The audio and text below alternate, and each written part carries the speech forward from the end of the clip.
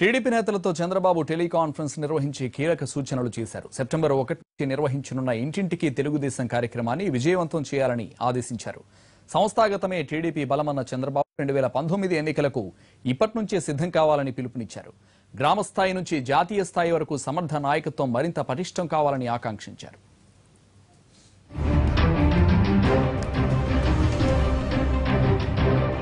ప్రతిపక్షాలు రెచ్చగొట్టే వ్యాఖ్యలు చేసినా సంయమనం పాటించాలని పార్టీ నేతల్ని ఆదేశించారు టీడీపీ జాతీయ అధ్యక్షుడు చంద్రబాబు. ప్రతిపక్ష నేత జగన్ ఉన్మాదిలా వ్యవహరిస్తున్నాడని, అతని వ్యాఖ్యలే అందుకు నిదర్శనమన్నారు. నంద్యాల ఉప ఎన్నికలో పార్టీ విజయం తథ్యమని ధీమా వ్యక్తం చేశారు. 2019లో వైసీపీకి 30 సీట్లు మించవని సర్వేలు చెబుతున్నాయన్న చంద్రబాబు మిత్రపక్షాలపై మాట్లాడేటప్పుడు కూడా సంయమనం పాటించాలన్నారు.